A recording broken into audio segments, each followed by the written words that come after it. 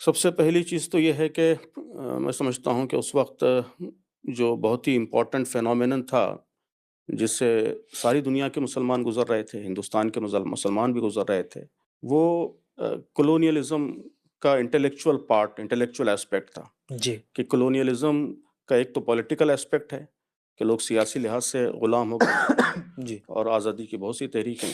آزادی کی تحریک چل رہی تھی، اس میں سب لوگ حصہ لے رہے تھے۔ لیکن جو دوسرا امپورٹنٹ ایسپیکٹ تھا وہ انٹلیکچول تھا کہ بڑی حد تک ساری جو سبجوگیٹڈ قومیں تھیں مسلمان سمیت، وہ سیاسی لحاظ سے ایک طرح سے مغرب کے سحر میں مبتلا تھے۔ اچانک ایکسپوجر ہوا تھا، یورپ کی ترقی، ان کا تعلیمی نظام اور انڈسٹریل ریولوشن کے بعد اچانک بالکل نئی دنیا وہاں پہ آباد ہو گئی تھی اور اس کے نتیجے میں غیر معمولی پاور بھی ان کو ہوں، حاصل ہو گیا تھا۔ تو اس کے نتیجے میں ایک طرح کی ذہنی غلامی، فکری غلامی بھی پیدا ہو گئی تھی۔ یہ امیجنیشن بہت کم تھا کہ اسلام جو ہے وہ کیسے ان نئے مسائل کو حل کر سکتا ہے اور کیسے ایک تو ہمارے روایتی طور طریقے ہیں، عبادات ہیں، رواج ہیں، اس سے اوپر اٹھ کر جو بڑے قومی مسائل ہیں، سیاسی معاشی مسائل ہیں، ان مسائل میں اسلام کا کیا کردار ہو سکتا ہے، یہ امیجنیشن نہیں ہے تو نہیں کہہ سکتا میں، لیکن بہت ہی ڈائلیوٹ ہو گیا تھا، کمزور ہو ہوں، گیا تھا۔ اور عام مسلمان تو یہ عام طور پر یہ کہنے لگے تھے کہ اب جو ہے اسلام کا کوئی یہ پولیٹیکل، سوشل، اجتماعی رول کردار باقی نہیں رہا ہے، بلکہ ترکی جیسے ملکوں میں تو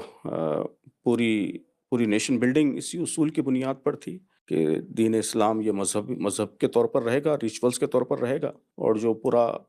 نیشن بلڈنگ کا کام ہوگا وہ سیکولر پرنسپلز کی بنیاد پر ہوگا۔ اسٹیٹ اور ریلیجن کے بیچ میں جو ایک ویسٹرن آئیڈیا اسکیزم کا جی جی، وہ ڈومینیٹ کر رہا تھا۔ ڈومینیٹ ہو گیا تھا جی تقریباً۔ جی تو ایسے حالات میں مولانا مودودی علیہ الرحمہ نے اس چیز کو بہت ہی اہمیت کے ساتھ محسوس کیا کہ مسلمانوں کو اس ذہنی غلامی سے نکالا جائے، اسلام پر جو ان کا اعتماد ہے اس اعتماد کو بحال کیا جائے، عقیدے کی سطح پر بھی، اور سب سے اہم یہ کہ اسلام زندگی کے ہر شعبے میں رہنمائی کر سکتا ہے اور ہر شعبے میں اس کی رہنمائی کا ریلیونس آج بھی ہے، یہ یقین، یہ اعتماد ان کے اندر پیدا کیا جائے۔ تو میں سمجھتا ہوں کہ مولانا کا بہت بڑا کنٹریبیوشن ہے یہ کہ جو فکری ارتداد، تہذیبی ارتداد سے انہوں نے پوری امت کو محفوظ رکھنے میں ایک اہم کردار ادا کیا، خاص طور پر پڑھی لکھی نسل، کالجوں یونیورسٹیوں میں جانے والے لوگ، ان کو انہوں نے اس غلامی سے نکالا، اسلام پر ان کے اعتماد کو، یقین کو بحال کیا۔ یہ میں سمجھتا ہوں کہ پہلا امپورٹنٹ چیز ہے۔ دوسرا جو امپورٹنٹ معاملہ ہے وہ مسلمانوں کی جو حیثیت ہے، پوزیشن ہے، وہ آج بھی بہت ریلیونٹ ہے، آگے ہم بات کریں گے۔ یہ کوشچن آج بھی بہت ریلیونٹ ہے کہ مسلمان اپنے آپ کو کس حیثیت میں دیکھتے ہیں، مسلمان کا مطلب کیا ہے؟ کیا وہ کوئی قوم ہے جس طرح ایک ریشل قوم ہوتی ہے، نسل کی بنیاد پر، ذات کی بنیاد پر ایک قوم وجود میں آتی ہے، یا وہ ہندوستان کی جو مشترک قوم ہے اس کا ایک حصہ ہیں، پارٹ ہیں، بس ان کے ریچولز الگ ہیں، ہوں، مذہبی ٹریڈیشنز الگ ہیں، یا ان دونوں سے ہٹ کے کوئی اور چیز ہے؟ ظاہر ہے کہ یہ بہت ہی اہم سوال ہے، کیونکہ اس سوال سے آپ کا پورا پولیٹیکل اور سوشل ڈسکورس متعین ہوتا ہے۔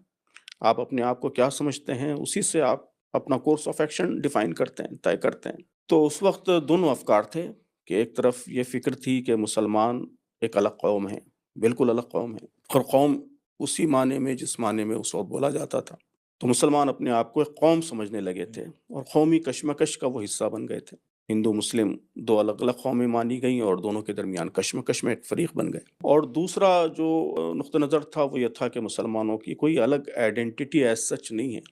ہے بھی تو اس کا بہت ہی لمیٹڈ اسکوپ ہے بھی تو اس کا بہت ہی لمیٹڈ اسکوپ ہے۔ وہ ایک مذہبی گروہ تو ہو سکتے ہیں لیکن مجموعی طور پر وہ ایک ہی مشترک ہندوستانی قوم کا حصہ ہیں، جز ہیں۔ مولانا مودودی نے ان دونوں سے ہٹ کے ایک تیسری چیز پیش کی، انہوں نے کہا کہ مسلمان اصل میں امت ہیں، اور امت ہونے کی حیثیت سے انہیں نہ تو قومی کشمکش کا فریق بننا ہے اور نہ اپنے تہذیبی تشخص کو، اپنی کلچرل آئیڈینٹی کو مکمل طور پر مٹا کر ضم ہو جانا ہے، بلکہ انہیں اپنے تشخص کے ساتھ باقی رہنا ہے، ایک دائی امت کی حیثیت سے کردار ادا کرنا ہے، ایک آئیڈیالوجیکل گروپ کی حیثیت سے کردار ادا کرنا ہے۔ امت کا مطلب یہ ہے کہ وہ مشن رکھنے والے، مقصد رکھنے والے، ایک ڈسٹنکٹ آئیڈیالوجی رکھنے والے گروہ ہیں۔ تو اس کی وجہ سے جو کورس آف ایکشن ڈیفائن ہوتا تھا وہ بالکل مختلف تھا، دونوں سے مختلف تھا۔ چنانچہ مولانا مودودی نے دونوں گروہوں پر تنقید کی، شدید جی، تنقید کی۔ مسلمان اور موجودہ سیاسی کشمکش کی جو پوری بحث ہے وہ دونوں فکری دھاروں پر شدید تنقید کر کے مولانا نے ایک گویا تیسری راہ دکھائی جو اصلاً قرآن و سنت کی دکھائی ہوئی راہ تھی۔ کیونکہ آپ نے اشارہ کیا کہ اس زمانے کے جو بہت پرومیننٹ ڈبیٹس تھے